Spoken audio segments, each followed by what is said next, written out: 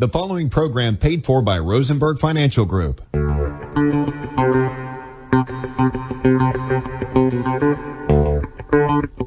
Providing live finance advice since 1993. It's time for Your Money with Steve Rosenberg, Sherri Goss, Randy Goss, and Becca Wilton. To participate in today's program, call 478-742-0940 with your financial questions and comments. And now, live from the Macon studios of News Talk 940 WMAC, it's Your Money.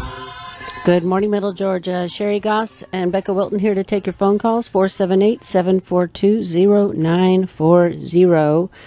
I'm a bit jet lagged. Just got back from vacation last night. Everything took longer than expected, of course. Travel day's the worst. Yeah. It is the like worst. A wasted day. But... Sitting for 2 hours in the airport, sitting, waiting for grooms for an hour, sitting, waiting, everything running late.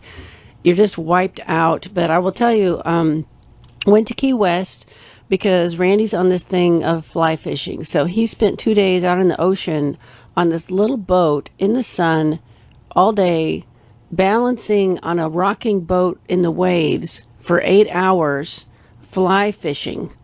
Standing on a boat, fly fishing, like having to cast and reel in. And I don't even know how he did it. I know he was really looking forward to it, but it was a little different than he thought it was going to be. It was really hard. I mean, he knew it was going to be hard, but it was way hard.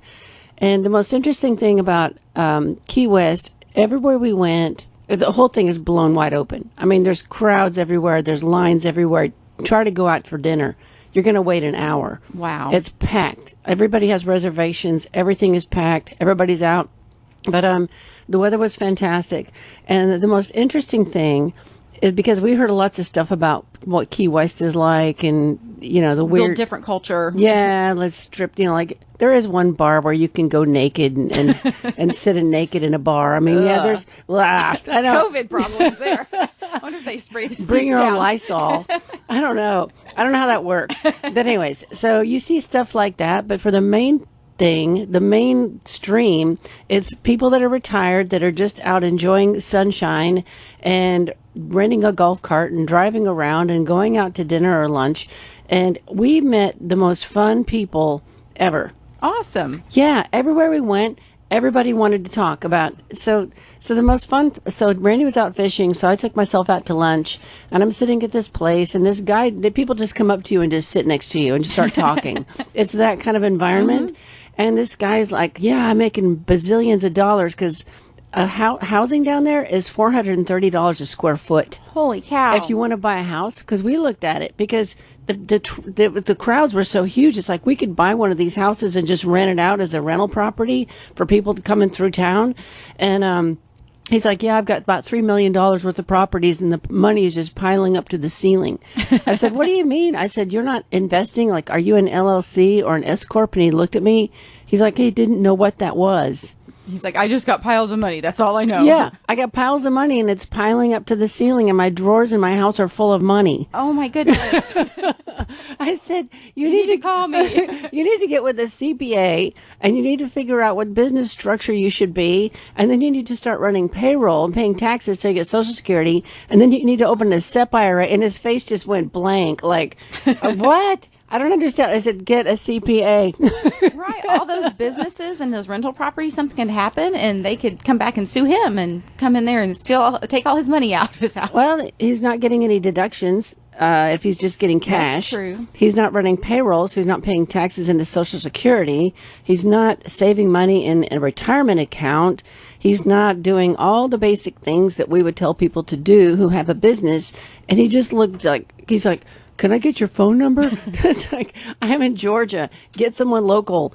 Surely you can find a CPA down here that can help you understand depreciation and all of these things so that you can manage your business. Isn't it amazing how people get into a business and can be really good at it, but then don't have any idea the actual business side of it? Right. And to not even think that there's more I need to learn, to at least try and seek out that information. But he's not running payroll on himself.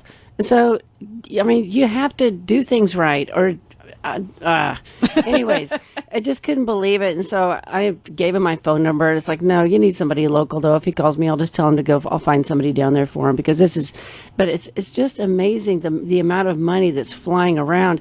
And the secondary thing is, everywhere we went, I asked people where they were from. Russia, Slovakia, Venezuela.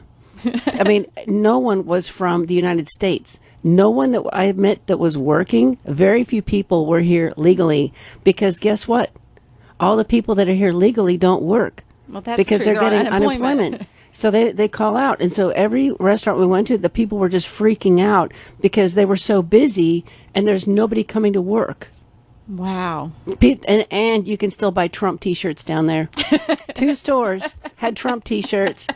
You wonder if it's just because the demand's so high, or there was no people demand. People are so frustrated. There was a line. I'm standing in this line to buy a T-shirt. I bought 3 T-shirts while I was down there, as a full disclosure. Wow. They're $5. And so I'm in this line behind this guy that's 21 buying a bunch of Trump stuff. Wow, I said, that's different. I said, where are you from? He said, Pittsburgh. I said, and you guys are all Trump fans? He goes, oh, yeah, our whole family, we're down on Trump. It's like, so they were buying keychains and everything that had Trump on it. It was crazy. You just never know what you're going to find when you go out. But Key West, the big tip of the day, you need a Marriott Visa card. You need to use it and get the points and spend the points on the trip. That's how we went to... I went to the beach years ago to a really expensive place, like a 6-star resort. The entire week was free because we had Marriott points. There's a Marriott down there that is phenomenal. We only had enough points to do one night. We should have been using that card in preparation for this trip, because we could have spent the whole week there for free. So do you have the hotel with the points? Can you get other things with the points, or mainly just hotel stay? Just a Marriott. Yeah. But they have a vacation club, and so you can get into that, and you can lock into like a whole week. It wasn't St. Martin. It was one of those resorts, but we literally spent an entire week in that place at a 6-star Marriott for free because of the card. And so we did the Southwest Airlines. You can do Delta.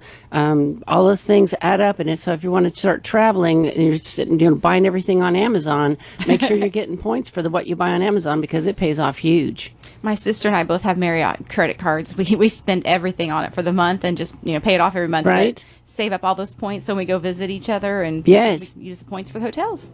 But it's $600 a night there. Wow. Yeah, it's one of the highest, other than Hawaii. Randy said it was one of the highest hotel rates down there, and the food's not cheap either. It was an expensive place to go, but I will tell you, the people there were a blast. That's awesome. Met the nicest people ever. So, very cool. Yay. Yay. But good to be home. Thank God I'm home. We missed you. Yeah. All right. So take it away. Okay. Well, I came across something that I thought would be a fun question of the day. So we need audience participation. So what's the number again, Sherri? 478-742-0940. Okay, so the question is, what is the strangest or most unexpected thing you've ever seen or heard of in a safe deposit box? Or maybe that you personally have put in a safe deposit box. So I know that like younger people probably maybe don't even know what they are. Yes. So it's a metal box, and you get to pay rent on it like it's a in PO a bank. box. It's in a bank. It takes 2 keys. You have a key and the banker has a key, and that's the only way you can get in it. You have to be on the signature card, and you can go in during banking hours and get things out of this little box. And it's in a huge safe and a vault, so it's all fireproof. But working in a bank, most people keep like birth certificates and wills. And so you want to be careful that if that's your only copy of things, like especially a power of attorney, and that's the original. Nobody else knows where it is. No one knows where it is, or no one else can get in. If you're the only person on the card, then your family can't get into that.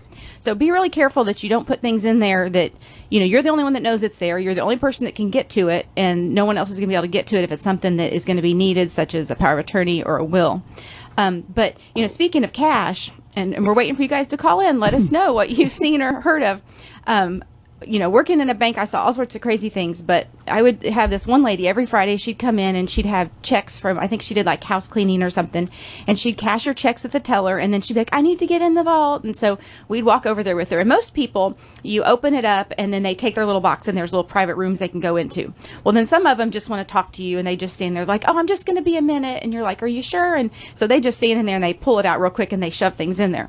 Well, she would get her little envelope of money and she'd put her envelope of money in there, and that was the only thing in there. There was nothing else of value, nothing. It was just an envelope of money. We have a friend like that that's is the only place he can put money. And I was thinking about that on the way in this morning. I thought, it's in a bank, but it's like the worst place to be. But then there are reasons. I know about with your friend, there's some good reasons why people kind of need to keep money available. Because he can't have money because he's disability. But then it also, you have to be careful because those boxes are not insured. So when you do have money in the bank itself in a bank account, that is FDIC insured up to certain limits. But in the safe box, nothing's insured. And so you're not allowed to keep illegal things. So no firearms, no guns. They would know? Well, I mean, normally you would never know, but sometimes there would be abandoned property. So we would get, like if someone hadn't paid their bill for a couple years or whatever, we would get a list and we'd have to call the people to come drill them out. And then we have to turn all that, we have to log it all in, catalog it in, and then turn it over to the state. And most of the time you'd see like silver coins. And I remember one time I don't know what happened to the person, if they passed away or what, but they had probably 50 rolls of I don't even know what they would have been, what denomination, but they were $50, and just rows and rows and rolls of these coins in there. And it's just like they had have been saving those for years and years, and it was just all sitting in there. That box was so heavy with all those coins in it. But, you just want to, like I said, be careful about what you leave in there so that if you're the only person that knows about it, that just make sure it's not the only copy of like your power of attorney or whatever. Here's the flip side of that, because I had this just first quarter of this year. So the son assumed, because his mom and dad had a safe deposit box, he assumed that's where they kept all the important legal documents. His mother passed away. His father had dementia. He never went and looked at it, never opened it. Never did anything, just assumed and believed that that's where everything was. The father passes away.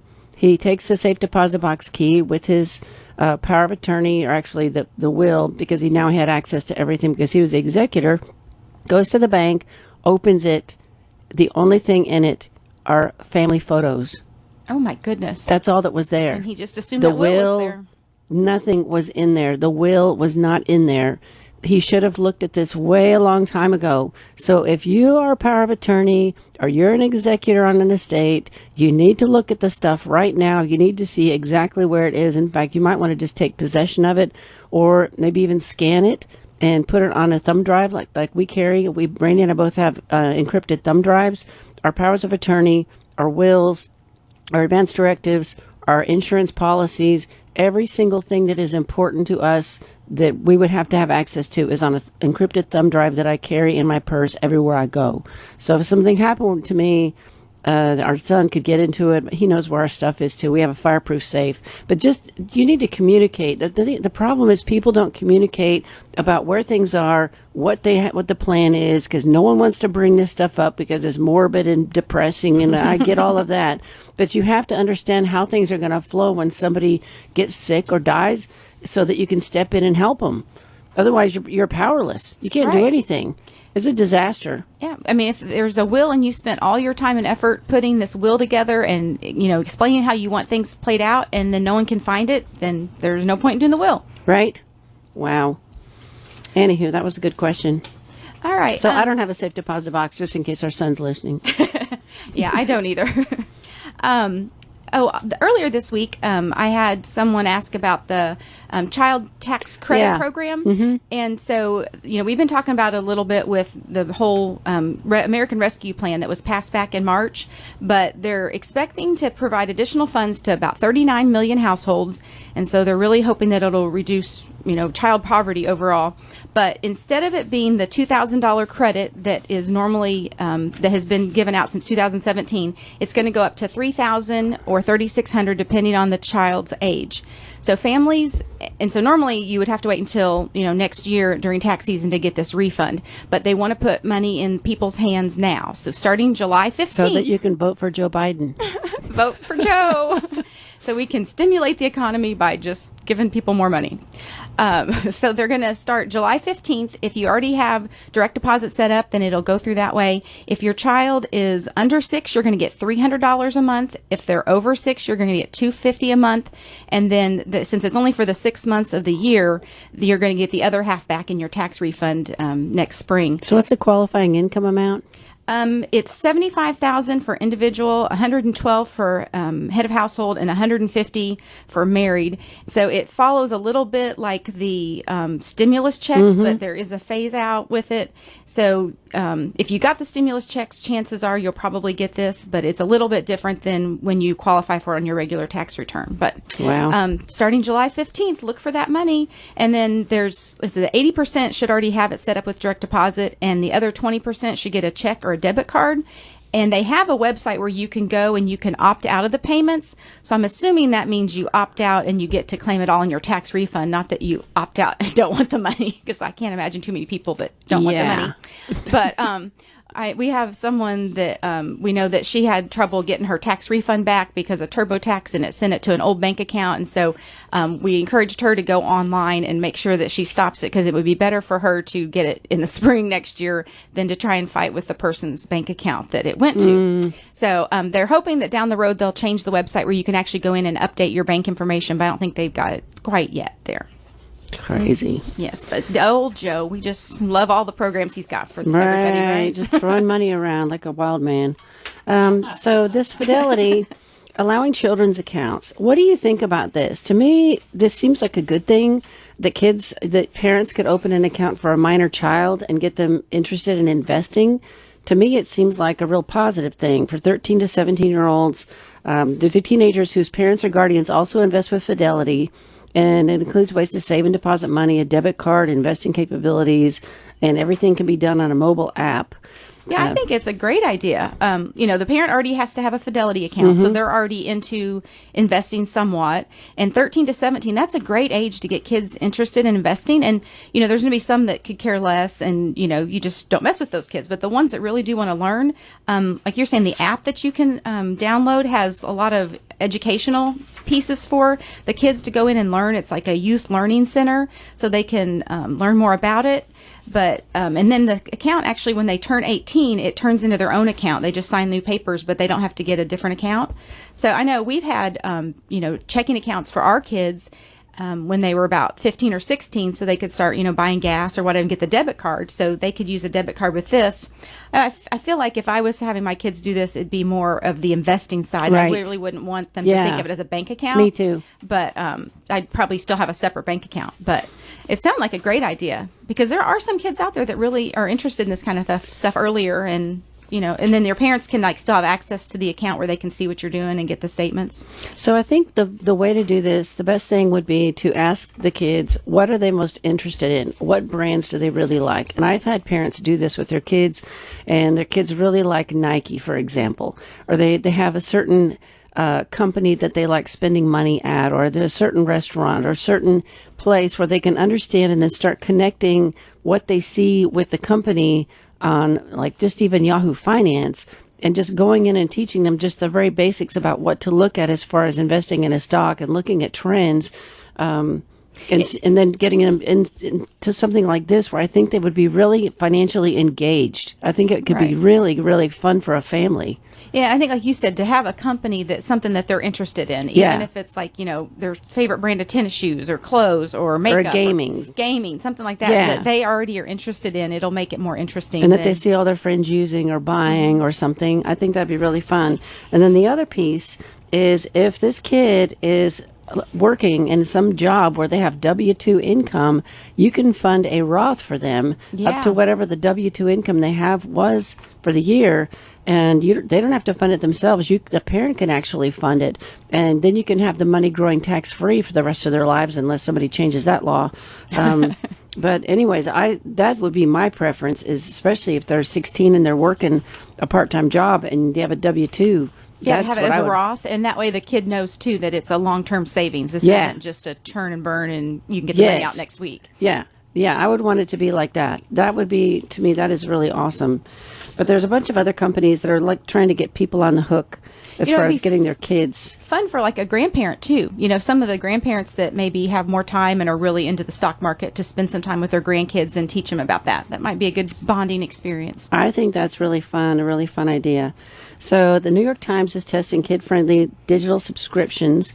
One toy retailer, I didn't have time to look at this, lets kids as young as 3 years old shop for gifts without requiring further sign-up from an adult.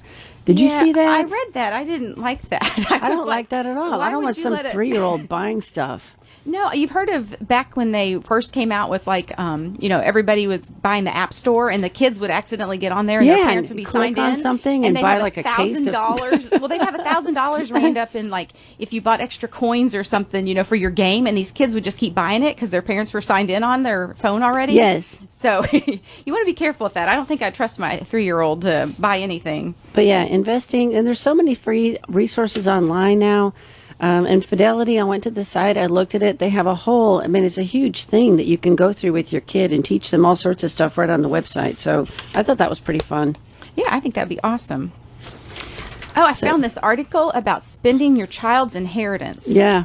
So we've talked about this before that, sometimes older people get focused on saving for their kids for whatever reason. They just feel a need to leave money for their children after they pass away. And it was saying that roughly 3/4 of single elders express a desire to leave money to their kids, and these households spend about 25% less on their own consumption. So, it's one thing if you have plenty of money and you want to leave your kids money and it doesn't really affect your lifestyle. But I think you were telling about a client one time that, basically eats cereal every day just so she can, leave extra money to her family. And it's mostly widows that I see doing this. So here's the deal. In fact, I had one recently, and I told her, come back to me every year until you get this straightened out. And the first thing I tell a widow, for some reason, women want to give, when the husband dies and they inherit the money, they want to give money to the children. And I tell them, no, not a dime. Don't tell them how much you have.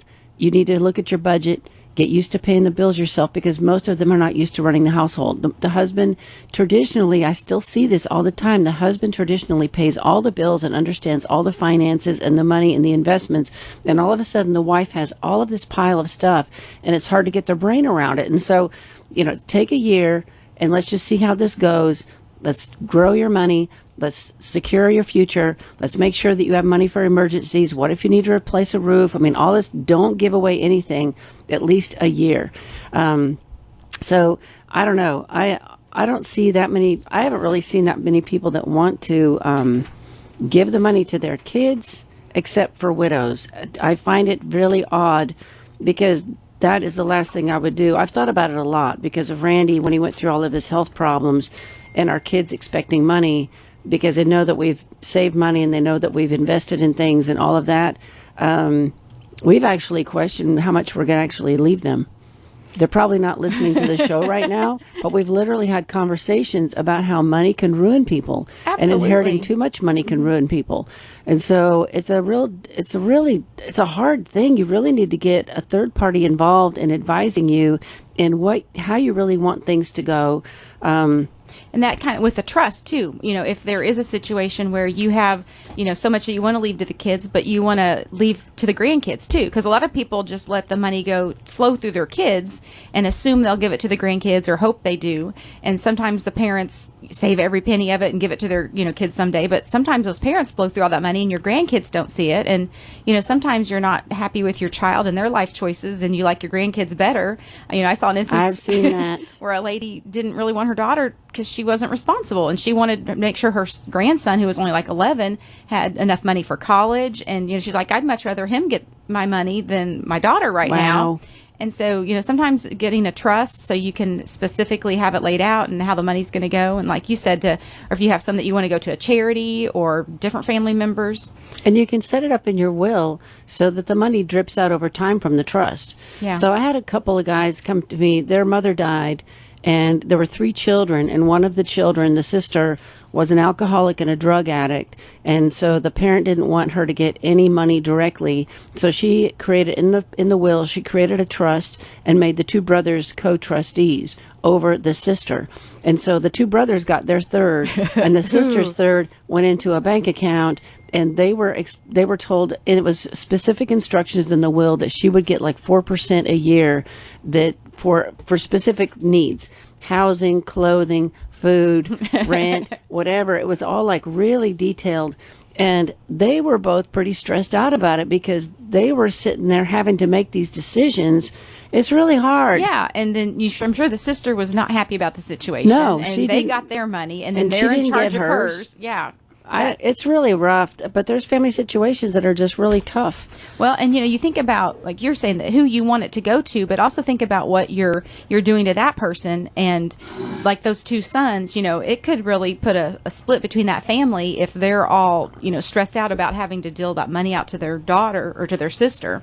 So you don't want to leave people in a situation that's going to cause a lot more hectic life situations after you've passed. The best one that I've seen is when it has the will has a percentage, and the people are just responsible for putting like 4% a year to that person, and what they do with it, you can't. I mean, right? That'd be better. You have no control, but you're just going to give them. You could just set it up automatically to come out of the account, out of the trust account, 4%.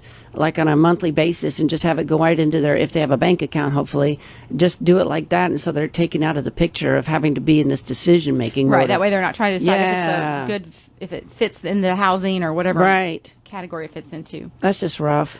Well, I came across an article about serving as an executor, and kind of along those same lines. It's interesting because most people, I think, kind of think of it as an honor, like someone trusts you with all of their estate and everything. But you don't realize the pressure that you're putting on somebody. You need to pick the right person. Yes. It says whether one is named as executor or personal representative in a will or trustee or a successor trustee for a trust, it can be viewed as a high compliment. But the person writing the will often selects a person they trust, believed to be competent. Usually it is a child. I would say most instances we see a child, or it could be a sibling. But, usually you aren't sure how long your sibling and you will live. So you go with the children. But a lot of times no one knows about who's picked as the executor. So that's especially a mistake. If that will's been hiding in the safe deposit box, and it could come as a surprise to a person, and they may or may not really want to handle that situation. It says it can take up to 18 months to settle about 80% of all estates, and if the estate's over $5 million, the average jumps to over 3 years. The average executor will spend 570 hours working to settle the estate. So it almost ends up being kind of a part-time job, and you have to learn a lot if there's a lot of if there's real estate, if it's real estate in different states. There's a lot to learn. Having to probate in each state and all that. So my brother. So there are 6 of us kids, actually 5 and a stepson. So my dad. Final piece of property in Idaho is under contract as of last week. Oh, Got wow. the email. So we expected this property to all sell within a year of his passing. And so the big important thing is, number 1, step up in cost basis to date of death value on property. When somebody dies, people do not understand this. They think they're going to owe taxes on all this. This property has been sitting, and basically, we thought it was going to be worth a lot more, and it turns out that it's not. And somebody's come along and miraculously, there's a contract on it. And so his last piece of property will pass to us and my cousins, because it was jointly owned between my dad, and they have a business entity that now can be dissolved. But my brother, from 6 years ago, when Dad was in assisted living, my brother started stopping in and checking on Dad every night. And it wasn't really assisted living. It was really independent senior living. I should make that clear. They didn't check on him. They didn't make sure he ate. They didn't make sure he took his pills. They didn't make sure anything. Just the little apartment that's close to the other buildings. That you can go to the lunchroom and eat your lunch and your dinner and all of that. And he got very sick. And if it wasn't for my brother, nobody would have known that he was in the apartment, like really extremely sick. They don't even have just check-ins. Nothing. Zero. Wow. Yeah. Because I knew they didn't help with their medicine and all that if it was the independent side, but They you don't think, even like, check on you. They once a don't- month or something. They at least check. Nothing. So my Wow. brother would go by every night. And so I told my siblings, we really need to pay him for this because he is taking, after he works all day, he's driving into town, spending an hour a day checking on dad, taking dad to doctors, taking dad, making sure his pills are all organized, all that stuff. And so we agreed and wrote up some kind of an agreement to pay him, I think, $500 a month. We started him out. Well, then dad passes away, and he's responsible for getting with the realtor, putting the farm on the market, putting all this other land on the market, the lake house. He dealt with all of that. And so we gave him additional money for that. But don't expect someone to do all of this stuff for free. The legwork was huge. And we're now 5 years into him dealing with realtors. That's crazy. 5 years. And finally, the last piece will be gone and he will be done and closed out the business because he had to deal with the CPA every year, doing taxes on the business account because it's still alive because the property still existed that was held within this thing. Yeah, it's just amazing if you actually added up the hours that he put into it. And, we had another article about that. It's just that you don't think about that. And as the other heirs, you obviously realize that. But for a sibling that's maybe in a different state and they're thinking, well, why should he get more than I get? They just don't realize all the work that it takes to settle out some of these estates. And my brother honestly should have been keeping a document. He should have been documenting the hours that he spent because with the property, like the email that I got this week, that he'd been up fixing all the fences on the property that is now under Oh, my contract. goodness. So he goes Wow. up there every year and checks on everything and checks on all of that. He does all of that, but he's not good at that. I would have had like a rolling Excel spreadsheet of Right. travel time, drive time, mileage, hours spent. I mean, that's really the clean way to do it. So everybody's on the same page because we all want to be fair. We all Right. get along with each other, but he's not good at doing that. I'm relieved that he's finally done with it because it's been a huge burden on him. Sounds like it. Yeah. With the one article was talking about that, a lot of times people don't really even think about that, especially if there's like 2, 3, 4 kids and one kid's the executor, or maybe there's even co-executors. They just assume the other siblings assume they're going to take care of it. But there is limits within different states, but it allows reasonable compensation, like up to 5% on the first 1,000 of the estate value, 4% on the next 4,000, and then 2.5% of the value above that. But there is. There are laws around this, and it should be something that you put into your will that, you want the executor to be compensated for that. Because after the fact, again, when everybody's emotional and people are wanting to break everything down and figure out what everybody's getting, they're going to want their share, and they may not want to,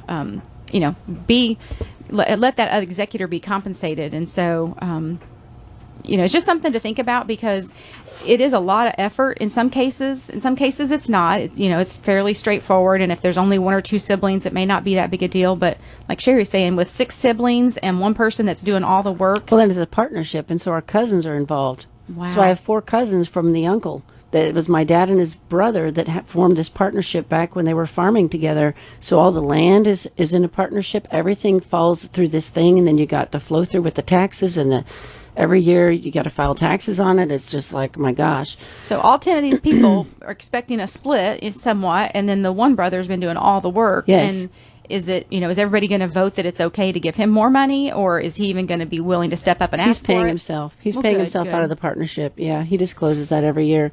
I'll tell you the other side of this thing, though, is I have a lot of people, clients included, that don't have anyone to be his executor. They have no children here, or they never had children, period. All they have is friends, and they're here. They're in Warner Robins. They have a bunch of friends. Their friends are dying. Yes. They have no one left. They don't know who to even make that. And so I used to have a person who could serve as executor for people who had nobody. Well, now her mother is in long-term care in another state. They've had to move up there to take care of her. She's a lawyer, and she can't take on any more of these cases. So, and it's expensive. If you hire someone to be an executive, they're going to get 10% of the estate easily. In fact, in every transaction, they will take 10% of every transaction of money that comes out of any account. So you really need to seriously think about this. And if you're not sure what to do, you need to go see an attorney because it's huge to have. You have to have someone in charge of your stuff. someone's got to be able to file everything when you die, or you need to transfer all your assets into someone else's name.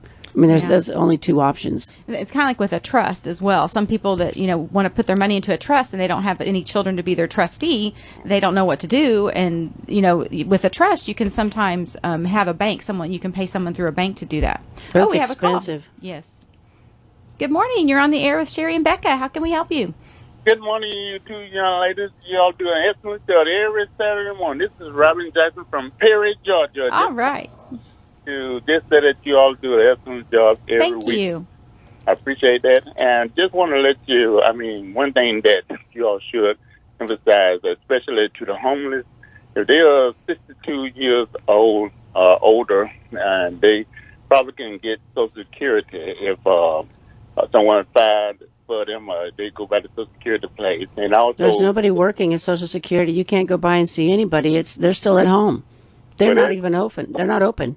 Well, that's to the Department of Labor. They're not open either. IRS isn't either. They're all have still to make phone calls. Yeah, you have to sit on the phone on hold for an hour to get on. That's what I heard last week from somebody. Somebody sat on hold for over an hour to talk to Social Security. Wow. Because they couldn't log into their account. They're supposed to go back to work on June the 1st. Good.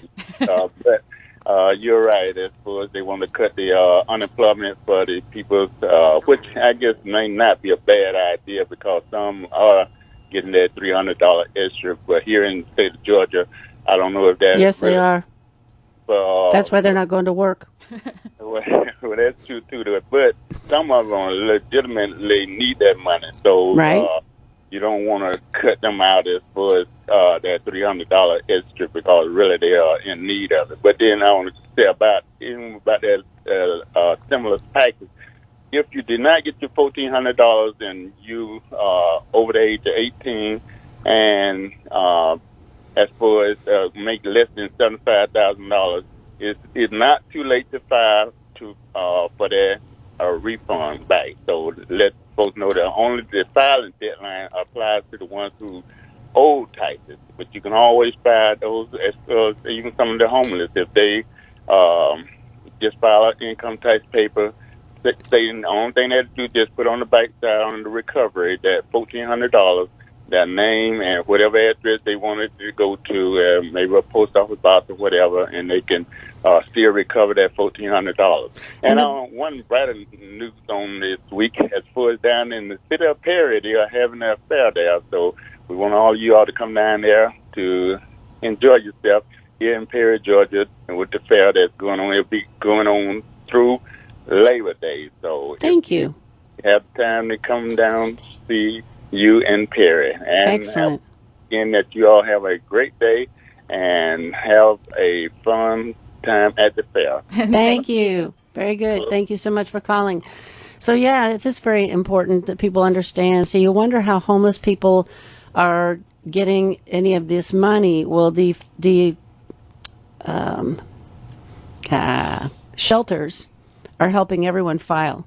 They've been helping everyone file for benefits for years now with all the shutdown of all the IRS and Department of Labor and all of that. They help everybody file for all of that. They help them get all of their tax credits. They help them get their checks that can be mailed to the shelter. All of that's being done right here in Macon. And so take that one off your worry list. That's good. When I worked at the bank, there was several people that, were homeless and they didn't really trust the bank. So they didn't want to have the bank account. But, you wonder now in this day and age how you get the checks. And so it's been a while since I've worked at the bank. And I wondered, if they can be sent to the homeless shelter. And I guess they trust those people more than they trust a bank. So they're, getting their checks. Well, they don't have an address. So you got to be sent somewhere where there's an address, and they're helping them file for all of this. They've been helping them since the beginning of COVID. That's awesome. Yeah. That's great. So, make sure if you're eligible for that stimulus payment, if you didn't file taxes, check into that and get some help. We can lead you to some websites if you need help. Email us, but everybody should get their JoDo. Yeah, my clients are pretty angry about it. What a waste of money for most people. It's just ridiculous. Alrighty, so estate planning mistakes celebrities make was the next thing you had on that. Yeah, I found this article and just wanted to share a few interesting things. Talking about outdated documents as well as, hidden documents. But make sure that you check up on your power of attorney, your healthcare directives, and your will every 5 or so years. If there's any major life changes that you have going on, if you have a divorce, maybe you have a child or grandchild that you left money to, and maybe they had more children, or someone passed away. Just make sure that you're checking on that, because a lot can change year to year, and sometimes people pull out a will that's 10 or 12 years old, and things have completely changed. So as a side note, while I'm thinking about this, listening to you talk, so if you go to Clark.com, which is Clark Howard's website, and you can type in free or cheap will, whatever. He's got 10 websites that you can go to and create your own will if it's a real simple situation, and then just have it notarized at your bank or wherever. But you can do it for $25 to $75. And there's even one option that is absolutely free on his website that he has gone out and he has vetted to make sure that it is legit, and they are for the state of Georgia. The secondary thing is your power of attorney. We have a copy of a fillable statutory power of attorney for the state of Georgia that we can email you for free, and that you can go through and you can fill it. It's a fillable PDF, and then you can have it notarized and sign it. We cannot help you create it. We cannot fill it in for you. We are not lawyers, but we can give you the form.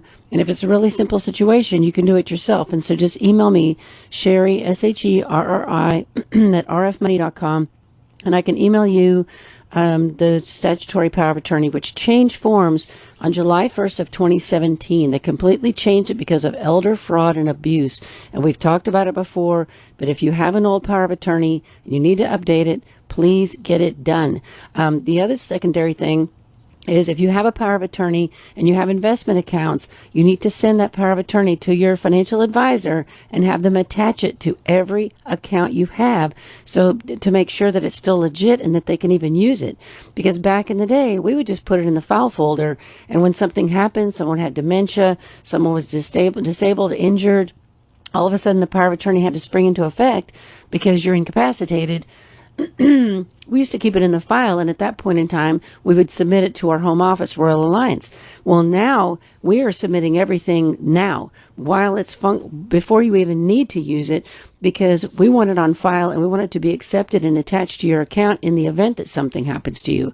So that's a whole huge change. Right. So it's pre-approved, because we don't want it to be needed and there be something wrong. And then it's not right. And they can't accept it, and you can't sign paperwork anymore because you're incapacitated. That's the worst case scenario. So the will can be very inexpensive. The power of attorney can be free. The advance directive is available free. I can send you the website if you want that. Email me. It's free online. It's been free forever. I hand it out. I keep copies in my office and I hand it out to people because there's no reason to spend money to pay anyone to fill that out for you when it's so simple. Just make sure that if you are really confused about the documents, that you do get help, though, yes. Because if you create all these documents and you're not quite sure what you're doing, and then you have a stack of documents and you think you have things taken care of, and then none of them really work, then you're going to be kind of the same situation as having nothing. So, and the other thing, so I had a lady come to see me back when I first got in this business here in Macon. I was doing a seminar somewhere. And she stood up. I was doing a life book seminar, and she stood up and she was so angry. And she said, "Let me tell you guys what happened to me and why you need to get this done." She said, "My husband kept saying he had a will. He kept telling me he had it all done. He wouldn't show it to me. And guess what? He dies and he had nothing." Oh, my goodness. And he has 2 children from a previous marriage. So guess what? In the state of Georgia, the spouse gets a third. You don't get everything. You get a third. So here she gets a house, and the 2 sons that she doesn't even talk to are 2/3 owner of the house that she lives in. And she is a third, and they're 2/3 of everything. She didn't get all the money. They got 2/3 of everything. So get this stuff fixed, people. That is the number one thing on the estate planning mistakes celebrities make, having no estate plan. What the heck is wrong with these Prince people? Didn't have a plan. And so basically, if you die without a plan in place, it means that a total stranger is going to determine who inherits your assets. And just like Sherri said, well, the state of Georgia pretty much tells you who's going to get what. You may or may not know the rules and your state's laws, and you may be surprised at how it goes. So be sure that you have things created the way you want, so it's not going out by by the state laws or by the appointed executor that takes care of your estate. And what I've learned from clients, too, that own property in Florida is your property in Florida needs to be in a trust because the estate expenses in Florida are extremely high. So you want that property to be able to transfer to you who you want it to without having to drive to Florida and deal with an attorney and go through all of that expensive stuff. I have seen that be a nightmare for people. Right, especially if you have property in several different states, you want to put it in a trust so that way it doesn't have to be probated. So otherwise, it'll have to be probated in each state. And so you're going to pay all those expenses. Someone's going to have to go down there and take care of it. It can be a nightmare. Yep. We are seeing people, unfortunately, through life getting divorced at older ages these days. Make sure that you're updating your paperwork. You would not want your ex-spouse to be in charge of your power of attorney or to be listed as a beneficiary. We've seen several famous people that were in the middle of a divorce and they pass away, and that person, even though they haven't been with them, they've been separated for years, they still are on the will and they get everything. Sherri's saying you can create your own wills, but you also, especially if you are younger, maybe you haven't had children yet, you aren't sure if you're going to have more children, or you don't have grandchildren yet. There's wording that your attorneys can put into consider for like any future heirs that would be, come down the road. So make sure that you've planned ahead for that. You'd hate to have you haven't looked at your will for 20 years and now you have all these grandkids and you want to leave them money, but you forget to name them and they're not in the will, and then the parents spend all the money or something. That never happens. We talked about making sure that it's not hidden. There was FloJo, the Florence Griffin Joyner, the Olympic sprinter. They were sure that she had a will somewhere, and she died at age 38, but her family never could find the document, so they spent years fighting over all of that and trying to settle her estate.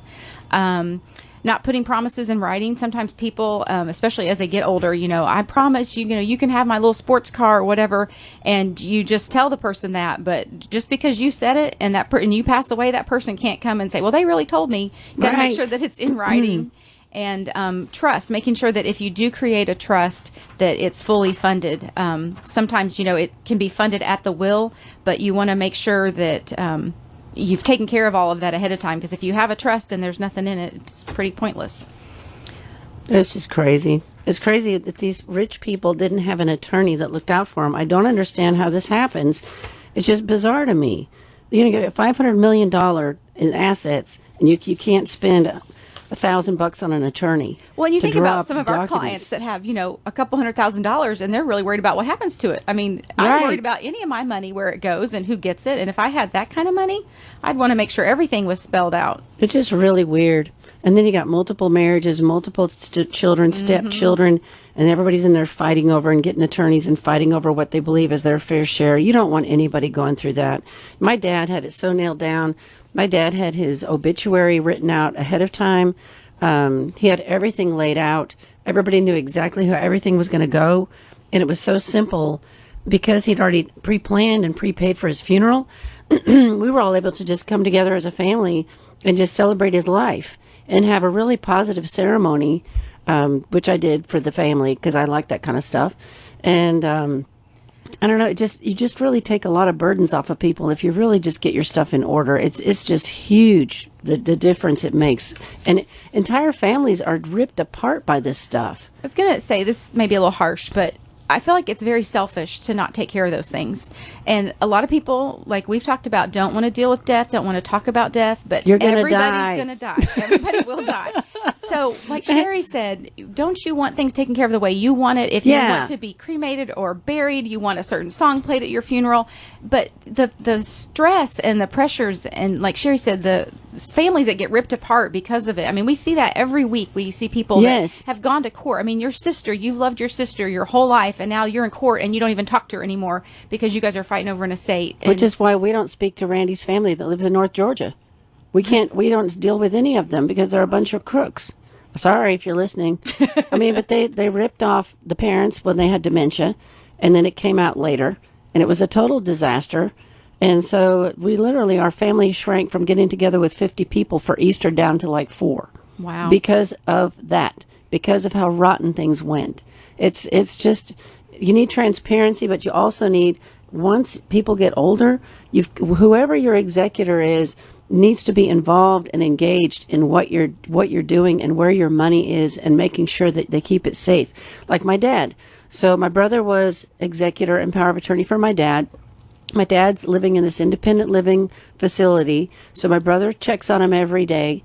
And it got to a certain point where Dad started having some dementia, so my brother started getting into his bank account and watching what was going on in his bank account.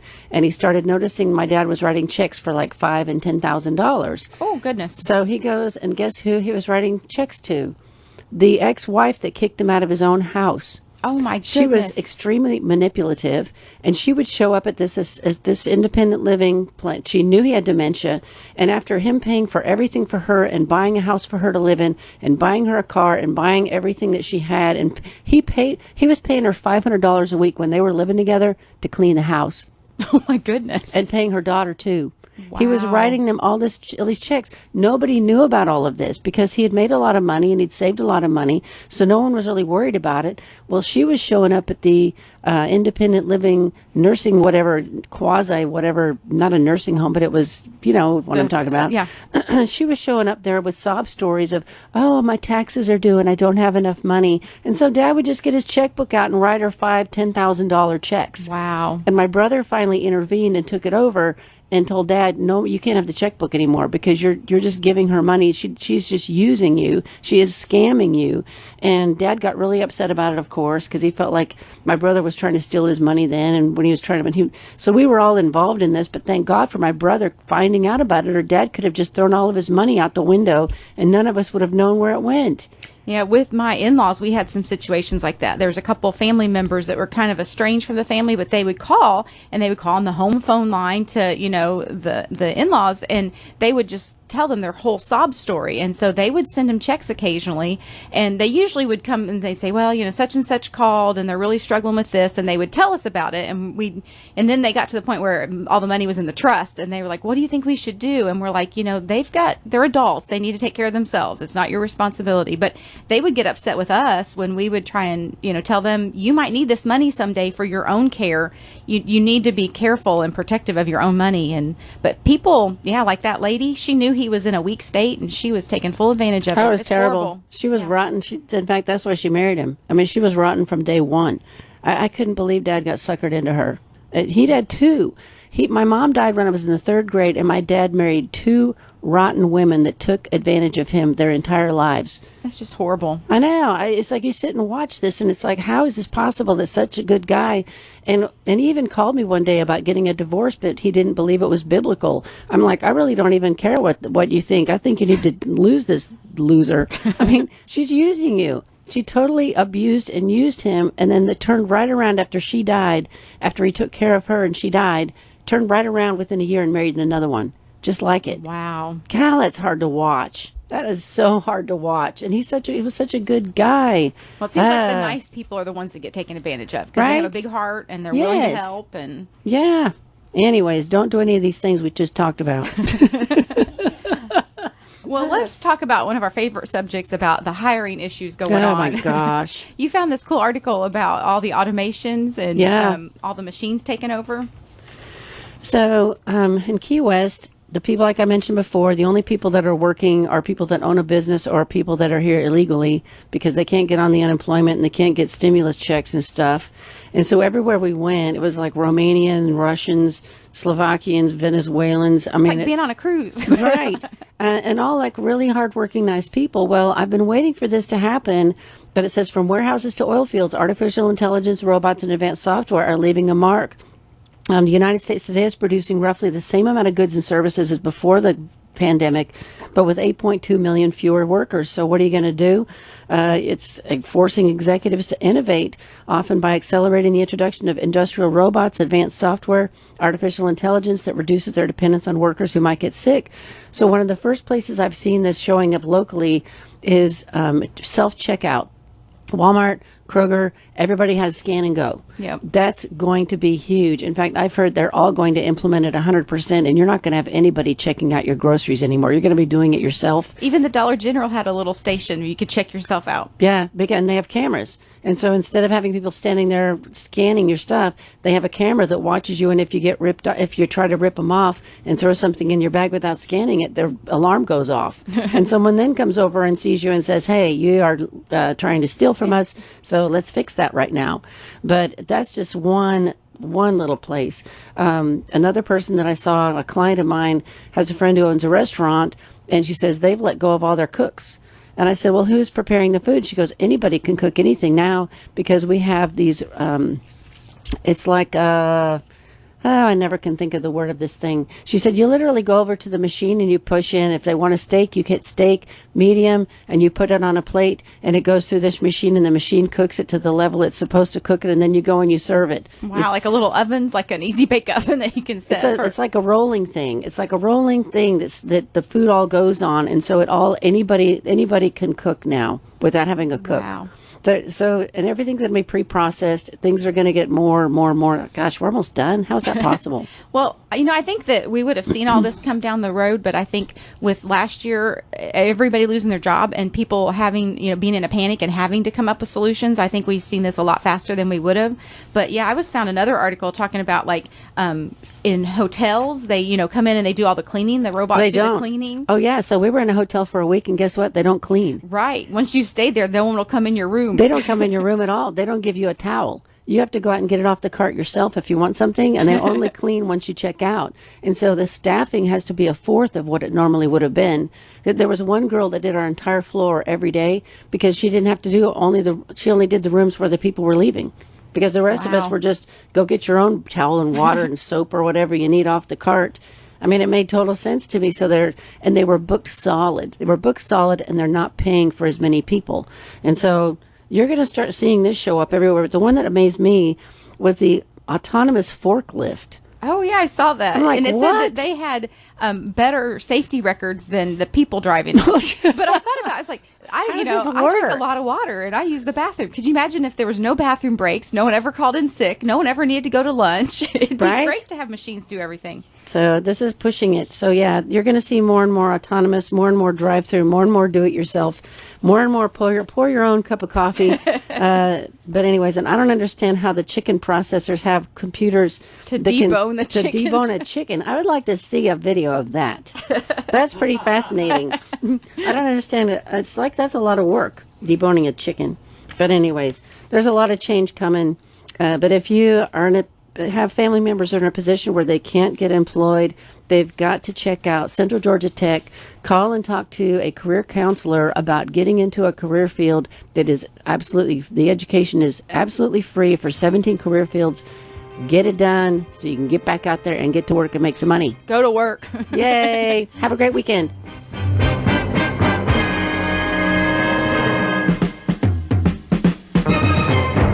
The views expressed on the show should not be construed directly or indirectly as an offer to buy or sell any securities or services mentioned herein. Investing is subject to risk, including loss of principal invested. Past performance is not a guarantee of future results. No strategy can assure a profit nor protect against loss. Please note that individual situations can vary. Therefore, the information should only be relied upon when coordinated with individual professional advice. Securities are offered through Royal Alliance Associates Incorporated, member FINRA and SIPC. Advisory services are offered through Rosenberg Financial Group, a registered investor advisor not affiliated with Royal Alliance Associates Incorporated. Offices are located at 2517 Moody Road, Warner Robins, and 4875 Riverside Drive, Suite 201 in Macon. Phone numbers are 922-8100 and 741-4457.